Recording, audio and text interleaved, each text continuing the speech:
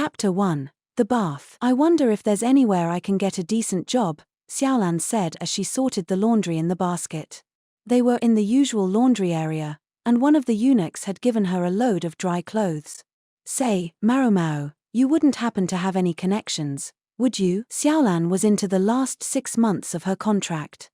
Normally it was around this time that the families of palace women found potential marriages for them, or else the women found matches for themselves. Alternatively, a higher-ranking palace woman or consort who particularly liked them might ask for them to be kept on at the rear palace. Connections, huh? Maomao said. Sure, she had connections. Such as they were. The Verdigris house was always looking for hard-working, attractive young women. Especially ones as good-natured as Xiaolan. Maomao put a hand to her chin and looked at Xiaolan. She still had traces of baby fat, but she had a good face. And there were certain men who would appreciate the way she occasionally stumbled over her words. Most of all, though, she was earnest, and that would get her a long way. The old madam said girls like that were easy to train up, and she frequently bought them from the procurers, in other words, the traffickers. Maomao quailed at the thought, though. If you absolutely, positively can't find any other job, then I'll make some introductions. To be perfectly honest, though, she didn't want to. What? You'd really do that for me? Xiaolan leaned toward Maomao, her eyes sparkling. Maomao looked away. I'm afraid she's getting her hopes up. In Maomao's mind, she was a last resort. Her own first-hand knowledge of the pleasure quarter and the courtesans within it prevented her from being able to recommend it wholeheartedly as an occupation. The Verdigris house, which was essentially Maomao's own home, was one of the brothels that treated its women relatively well, but by and large the pleasure quarter was not a place where one could hope to work and survive into old age.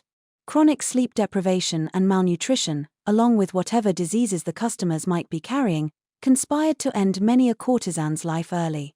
Then there were the ones who tried and failed to cut ties with the place, and subsequently found themselves stuffed in a bamboo mat and pitched into the river as an example to others. Xiaolan had been sold into the rear palace by her parents.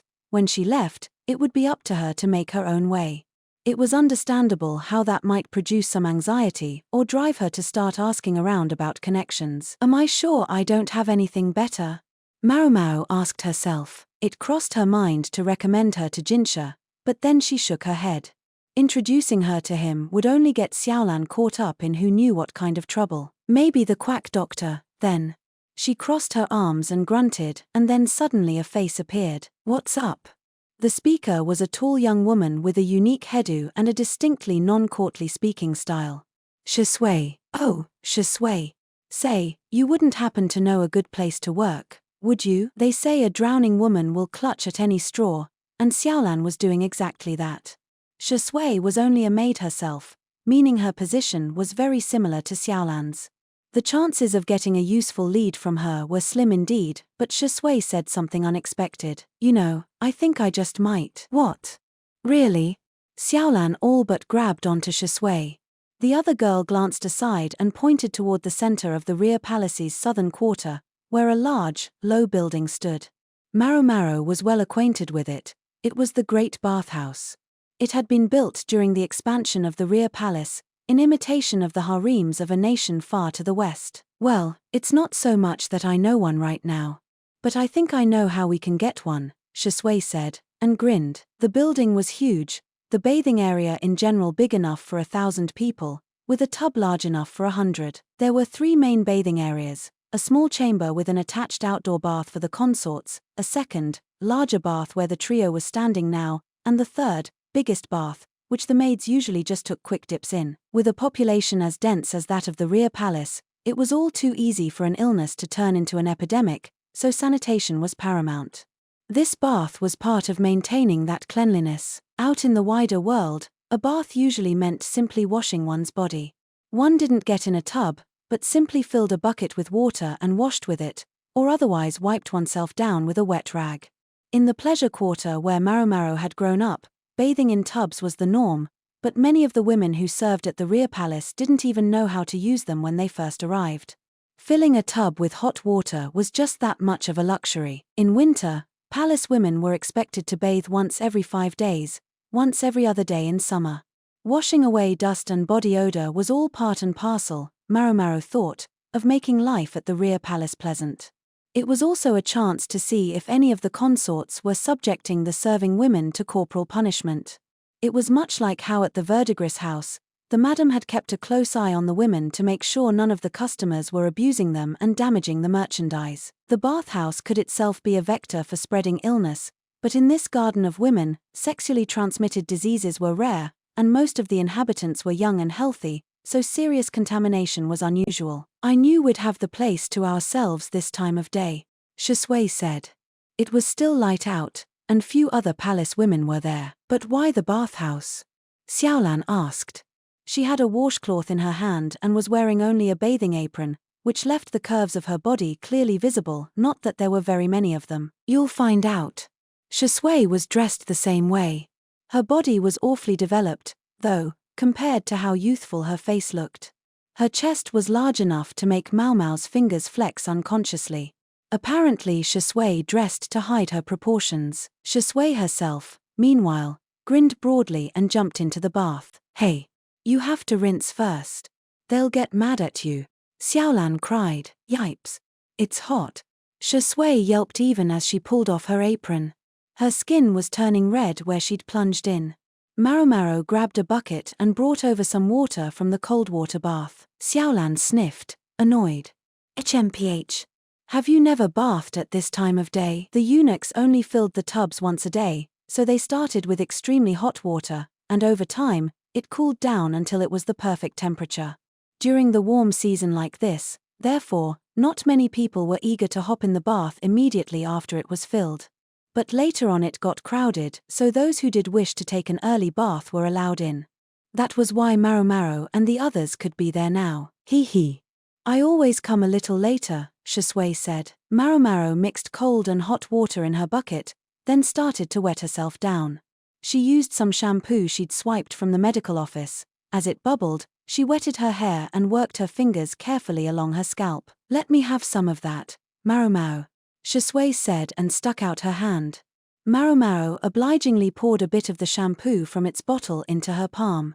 Her own head still covered in suds, Maomao poured some of the water from the bucket over Xiaolan's head and washed her hair with the shampoo as well. It stings my eyes, Xiaolan said. Then close them. She worked her fingers over Xiaolan's scalp, getting a good lather going, then washed the bubbles away with more water.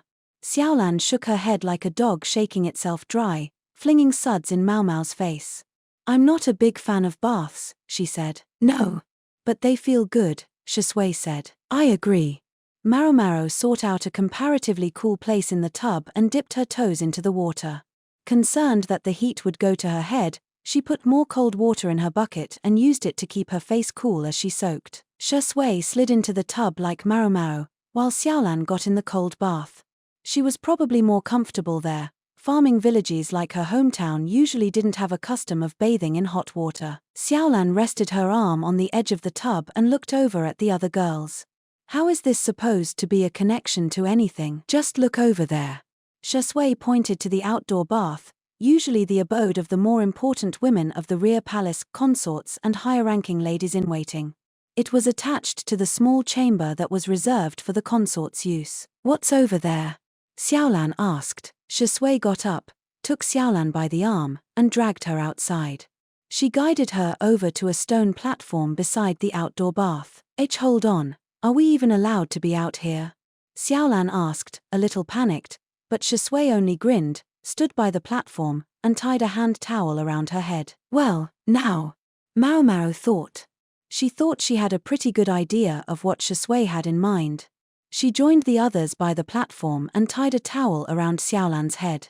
Xiaolan still looked confused, but soon two women approached them. New here? One of them asked. From her haughty tone, it was easy to guess she must be a consort. Shisui just smiled and said, yes.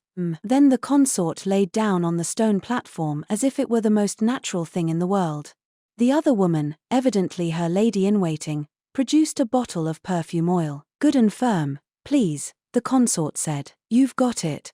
Shisui replied, taking the perfume oil and slowly pouring it over the consort's shoulders. A little to the right, the woman said languorously.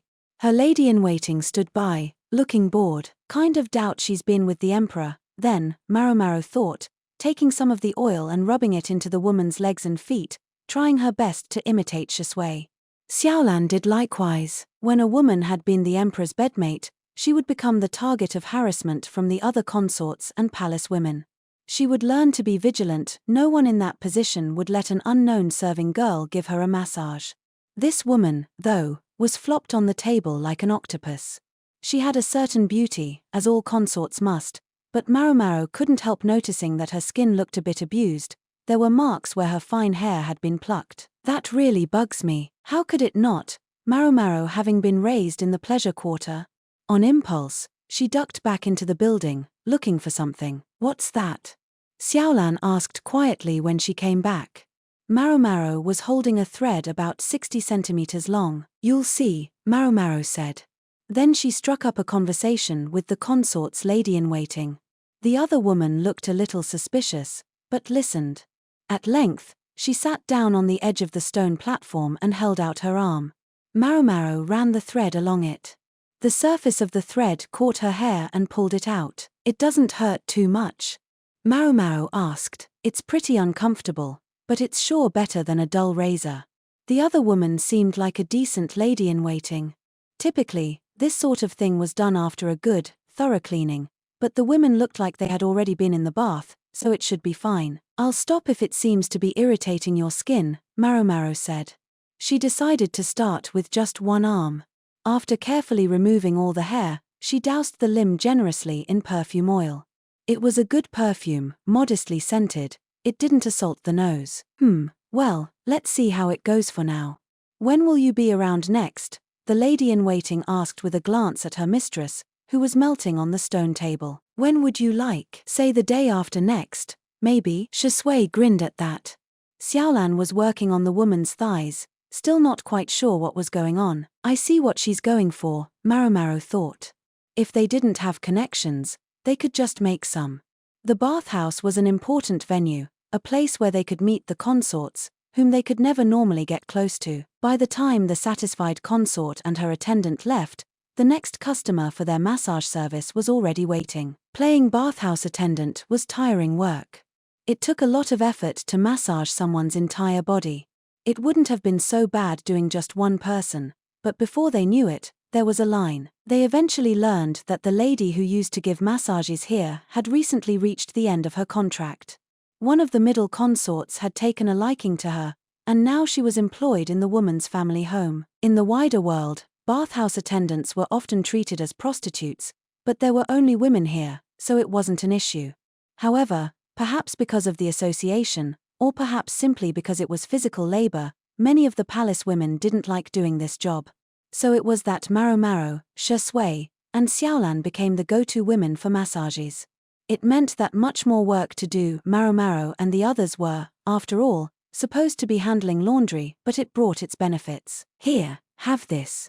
It isn't much, but take it, a lady-in-waiting said as she got out of the bath, discreetly passing them a small fabric pouch. This didn't happen every time, of course. This particular woman seemed to have appreciated the hair removal, that was all. When they peeked inside, they found candy. That set Xiaolan's eyes sparkling, and she promptly popped a piece into her mouth. Ah, bliss. So she could achieve bliss just by having something sweet to eat. Lucky girl. The three of them had finished their work in the baths and were perched on the railing out front, cooling off. The sun was still high in the sky. It was a bit early for dinner. Other women were rushing around, trying to finish their work before sundown. The ones tasked with cooking the food looked especially busy. Maomao was something of a special case, but for Xiaolan and Shui, the compromise of getting to the bath early was having more work left to do later. They were enjoying a few precious moments of relaxation before they got back to their jobs. I guess it's not that easy to make connections, Xiaolan said, rolling the candy around in her mouth. Maybe she'd been expecting that they would be up to their ears in job offers by now. Oh, it's not so bad, Shui said. When your contract is about to run out, just find one of the consorts who likes you all right and whisper in her ear. Tell her your service will be ending soon. I hope it'll work. Even if she doesn't take you on personally, you might at least be able to get your contract extended. And even if that doesn't happen, Shui took something from the folds of her robe, a comb missing several teeth. Despite the imperfection, it was a turtle shell piece that must have been worth a fair bit of money. You can always turn something like this into cash. Ho! Very clever, Maomao thought. She didn't much like sweet things and had given her candy to Xiaolan. And speaking of clever, the word also described the consort Maomao served. Maomao was going to the baths once every 2 days, and she always seemed to be in the company of Shui and Xiaolan. Many women might have frowned on her paying so much attention to other consorts. Consort Gyokuyu, however, simply said, "Oh? You hear lots of interesting things in a place like that. Let me know what you learn." She was unflappable. It was true, consorts and ladies-in-waiting often spoke offhandedly about things of great interest when they were really relaxed. Perhaps they didn't realize that Maomao was herself a lady-in-waiting at the Jade Pavilion, or maybe the steam from the hot baths obscured her enough that it was hard to tell. Whatever the case, people spoke to her of their family's business situations, the behind-the-scenes goings-on of other consorts, and other secrets. There were rumors about consort Gyokuyu too. Maomao realized that the sharpest consorts had guessed she was pregnant long ago, and all the talk now was about whether it would be a boy or girl and when it would be born. A handful of gossip held that consort Lihua might be pregnant as well. Maomao was unsettled to realize people were already thinking along those lines, but there were still other rumors. Such as one that said perhaps consort Lulan was with child. She'd been known for her gaudy outfits ever since she got to the rear palace, but recently she'd started to favor billowing clothes and seemed to avoid going outside, both of which fueled the stories. Consort Lulan had arrived at the beginning of this year, and they were already at the end of the 8th month, going into the 9th. It was unthinkable that His Majesty would have failed to visit Lulan, a high consort who had arrived with such fanfare. If the rumors were true, it would mean that 3 of the 4 upper consorts were pregnant. Happy news. Or tidings of trouble. Either way, it was an unsettling prospect. And there was yet another interesting story going around. I thought making eunuchs wasn't allowed anymore. Maomao knew what Xiaolan was getting at. Alongside the new palace ladies who had been taken on recently, the number of eunuchs had increased as well, but the creation of new eunuchs was supposed to have been outlawed when the current emperor had taken the throne. They're former slaves, Shui said blandly. Slavery was also supposed to have been outlawed. These men probably hadn't been slaves in Maomao's country. Among the tribes were some who captured people from the surrounding nations, castrated them, and made them slaves. These new arrivals must have either run away or been rescued. They say there's 30 of them. With a number that big, there must have been a pretty serious move against the tribes. When slaves escaped, there was usually some impetus like that behind it.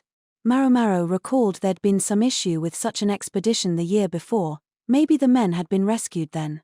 Shui might look and sound youthful, and she might have a strange predilection for bugs, but she could be surprisingly worldly. That's rough, Xiaolan remarked. You said it, Shui replied. They sounded as if it hardly concerned them. Then again, it hardly did. Then Xiaolan said, you know, they say one of the eunuchs is awfully cool. I'd sure like to get a look at him. That sounded all too familiar to Maomao, who scowled. We're talking about a eunuch, remember? Still interested? Shui asked. But cool is cool, right? Ooh, maybe he'll be assigned to bring the water for the bath. Xiaolan's eyes were positively sparkling. Evidently it didn't matter to her whether this man had that most important of possessions or not. She was still so young. I'm still interested, Xiaolan added. Even if he isn't as great as Master Jinshi. Maomao almost fell clean off the railing she was leaning against. You okay? Xiaolan asked, peering at her. Maomao brushed off her skirt and straightened up again, pretending it was nothing. Come to think of it, Maomao, you and Master Jinshi are always running errands for the consort. Yes. Maomao said forcefully. As if to communicate, nothing more and nothing less. Unconsciously, she brushed at her skirt with her left hand. It was like she could still feel the frog she'd accidentally grabbed hold of. Yeah, the frog. The frog, she kept repeating, trying to calm herself down. She hadn't yet seen Jinshi since they'd returned from the hunting expedition. She assumed he would soon be coming to the Jade Pavilion on his routine rounds, and she wasn't really looking forward to it. She was still repeating the frog to herself with the intensity of a monk reciting a sutra when two familiar faces entered the bath, an uneasy-looking young woman, and a palace lady attending her. The young woman had a cute face, but at the moment her brow was knitted in distress. Is that consort Lishu? Yes, and her chief lady-in-waiting. Maomao watched them, wondering what they were doing there.